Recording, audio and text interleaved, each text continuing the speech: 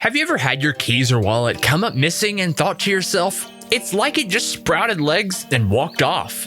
Well, according to this ancient Japanese belief, you might have been right. But before we begin, if you love cryptids and want to learn the full story, both the legends and the facts, delivered as a narrative story, then this guided tour is for you. Sprout that brand new set of legs and walk on over to tap that subscribe, like, or review button, depending on where you watch or listen. Now, grab the oldest antique in your house, hold it close, and get ready. The tour is about to start.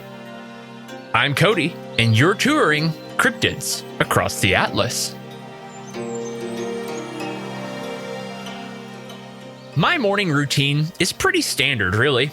Wake up, attempt not to stare into the void that is my phone for too long, yawn, stretch, make my half of the bed, and then head downstairs to brush my teeth, take a shower, and get ready. I typically do most of these on autopilot, primarily focused on just how delicious that cup of coffee is going to be when I get through the more necessary parts of my morning. But a few weeks ago, something really threw off my rhythm. I opened the drawer below our bathroom sink as usual to grab my hairbrush and deodorant, except when I reached my hand to where it normally lay, my deodorant was gone.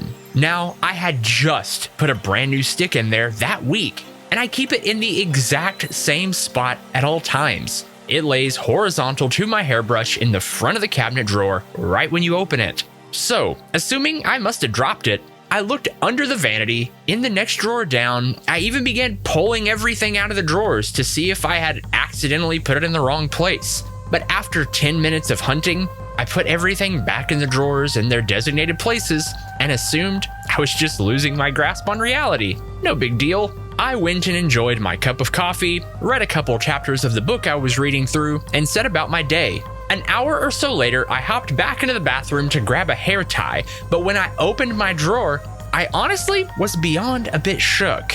I yelled out to Elaine, "Hey babe, have you been in my drawer today?" When she responded with a no. I asked her to come in and take a look at this for herself. There, on the left division of this 2-compartment drawer, was my deodorant, laying on top of my hairbrush. I picked it up, looked it over, and just shook my head. I hadn't misplaced it. It was literally like it grew legs and walked off, only to come back as if nothing happened at all. Dumbfounded, I did what anyone else would do. I put on deodorant like a good boy, placed it back in its designated spot, and walked away questioning if I am real or just part of some simulation.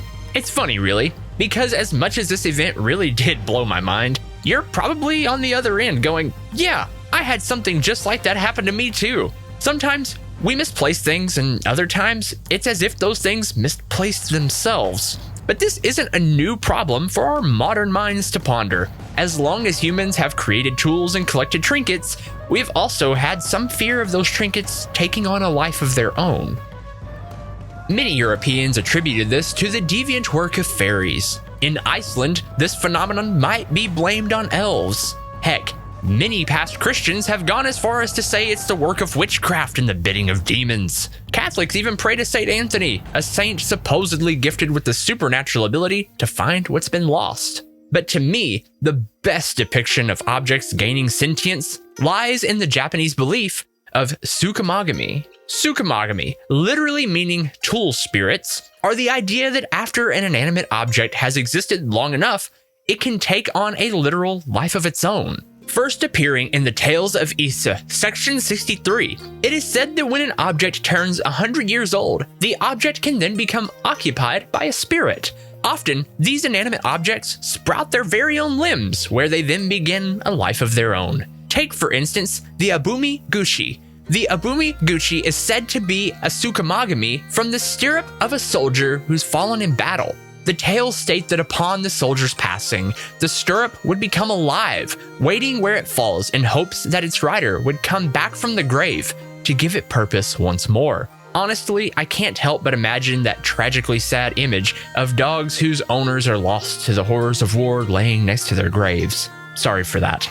Another Tsukumogami takes the form of a lute. The biwa bokoboku is an anthropomorphic instrument with the body of a human, but its head is a biwa, which is a traditional Japanese short-necked stringed instrument, similar to this mandolin. The biwa boku has been known to sit calmly in the corner of the room, playing sweet melodies in hopes of enticing its owner to play it. In more musically active homes, it's not uncommon for the biwa boku to dance through the house, singing with joy, often robbing its owners of precious sleep. Similarly, there's the koto furunushi, which, like the biwa boku, is a living, harmless stringed instrument, but this time more resembles a small dragon. And I'd be remiss if I didn't mention the more modernly adored kasa obaki, the one-eyed living umbrella who hops about on its one leg.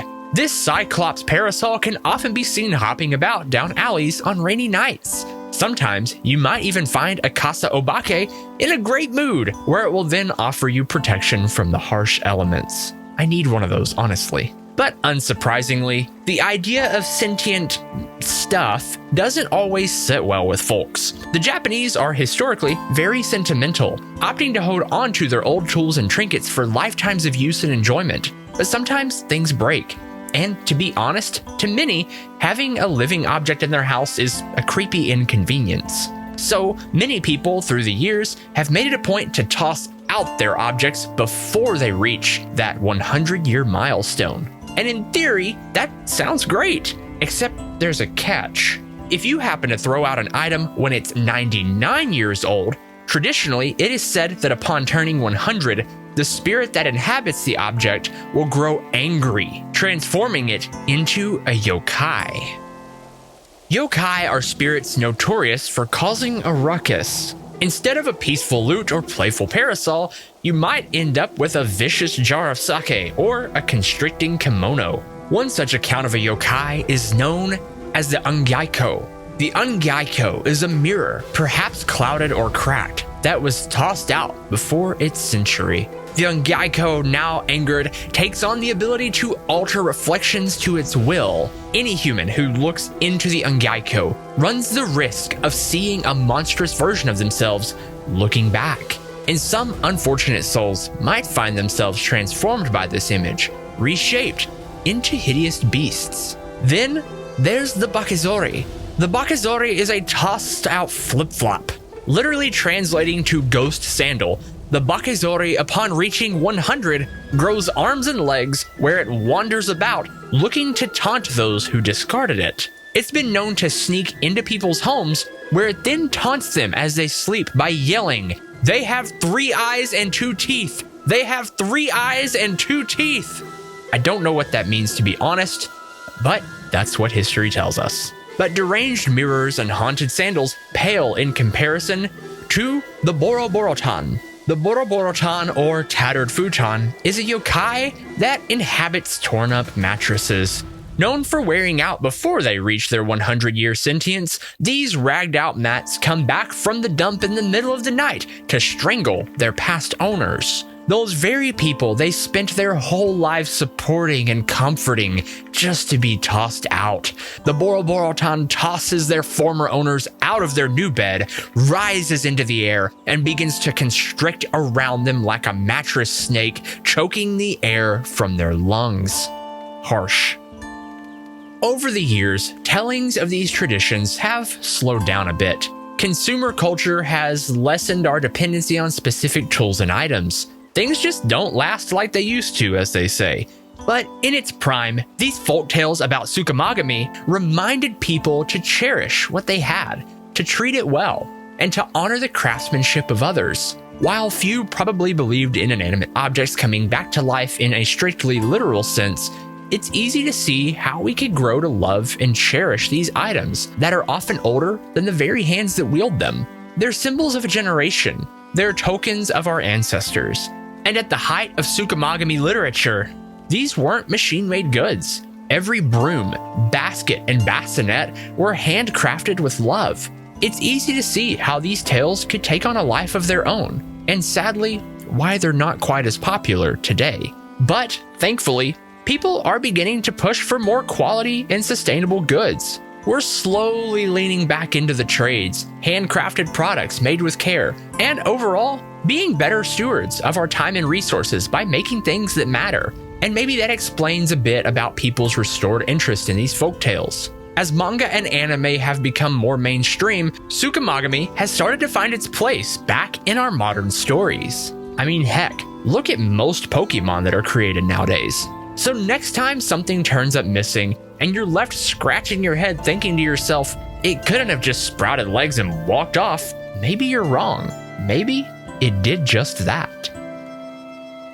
Join us next time as we head to the Pacific Northwest, where a frightening, bristly bearded entity who calls Oregon its home might just be the main culprit for deathly forest fires. If you love cryptids and want to learn even more about the creatures we just talked about, find us on TikTok or Instagram. Just search username @TheCryptidAtlas. By the way, the episode you just witnessed is both a podcast and YouTube video, so whichever format you prefer, we have you covered. Also, check out our interactive cryptid map to browse the globe and learn about cryptids from your favorite areas. Every single episode we make adds another pin to our map. You can find our social channels, the map, and more at thecryptidatlas.com. And when you find us, be sure to tap that follow button and get in on the action by dropping a comment on our recent videos. If you enjoy this show, consider sharing it on with a friend. And if you listen on Apple or Spotify, consider leaving an honest review to help other listeners know what to expect. Thanks for touring cryptids across the Atlas. Until next time, keep your eyes open. You never know what you might see just on the edge of the road. Sometimes we miss things. Plural of mouse, yes.